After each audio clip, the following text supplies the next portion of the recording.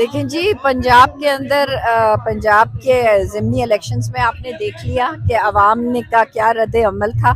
और अब जबकि एक आम आदमी को ये शऊर हासिल हो गया है कि एक इम्पोर्टेड गवर्नमेंट उनके ऊपर मुसल्लत की गई है, तो आप देखें इंशाल्लाह हमारे पास गेम की मेंबर जो हैं उनका कोई मसला नहीं है। हमारे पास 188 मेंबर्स हैं, वो 190 तक भी जा सकते हैं। लेकिन जो मुश्किल ये है कि जो इन्होंने एक मजाक बना रखा है कि ये फिर वही अपनी जो गिव एंड टेक करके जो हमारे मेंबर्स को और जो लोटो को फिर खरीदा जा रहा है। यही कह रहा हूँ कि जो लोटा क्रेसी दोबारा से शुरू हो चुकी है और 50-50 करोड़ की ऑफर लग रही है। हाँ। ये तो एक छोटी सीट के लिए है, एमएनए के लिए कितने पैसे लगाते होंगे आप? तो एमएनए हैं जी, हम मेरा ख्याल है कि जिनका शऊर बेदार होता है और जो खुद एतमाद लोग होते हैं और जो नेशनल असेंबली के मेंबरान हैं, उन्होंने उनकी इस बात को सोचा भी नहीं और ना हम उनकी तरफ गए हैं, गो कि उन्होंने सबको अप्रोच करने की कोशिश की थी।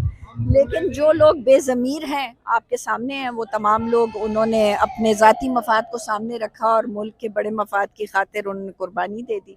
तो आज उनकी जो हालत है और उनकी जो इज़्ज़त है इस कौम में, अब वो किसी को मुंह दिखाने के काबिल नहीं है।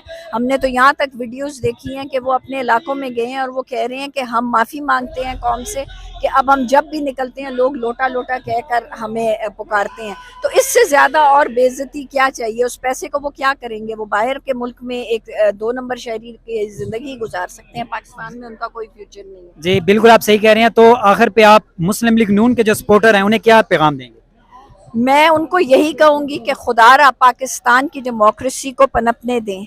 आप अवाम को ये मैंडेट हासिल है, उनका एक वोट बहुत ज़रूरी है और उनकी अपनी फ्री विल के साथ वो अपने एक वोट का इस्तेमाल करके इस मुल्क को तरक्की की राह पे गामज़न अमाम ही करेंगे। तो खुदा के लिए उनकी फीलिंग्स से और उनको मज़ीद उनको परेशान न करें जितना कि आपने 2.5-3 महीनों में उनके ऊपर इतना बोझ डाला। दिन रात उनको, रात को सोते हैं, सुबह उठते हैं तो चीज़ें महंगी होती हैं, कोई कुछ प्लानिंग ही नहीं कर सकता। हम कहीं सफ़र का प्रोग्राम बनाते हैं, हम समझते हैं हमारा इतना बजट है, हम जा ही नहीं सकते, हम 2 दिन के लिए लाहौर नहीं जा सकते, हमारे जैसे लोग नहीं जा सकते। तो गरीब आवाम का आप देखें क्या हाल है।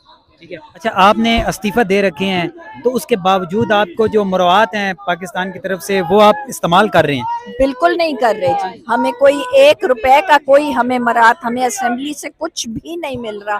ये चीज़ मैं ऑन एयर ऑन रिकॉर्ड कहना चाहती हूँ कि हमारे किसी मेंबर को कोई पैसे कहीं से भी असेंबली से नहीं मिल रहे और ना हम ले रहे हैं, क्योंकि हम ये पिछले दिनों ये खबर वायरल हो रही थी सोशल मीडिया पे कि इस्तीफा देने के बावजूद ये सारे अपनी मुराद के लिए जो आगे पीछे हैं वो कर रहे हैं। मैं नेशनल असेंबली हूँ, मैं 3 कमेटियों की भी मेंबर हूँ।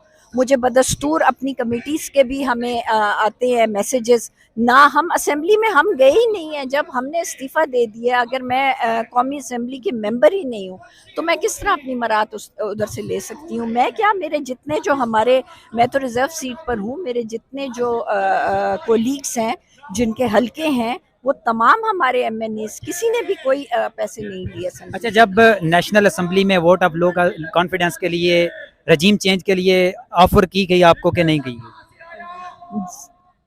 बस हाँ जी, की गई आपको भी।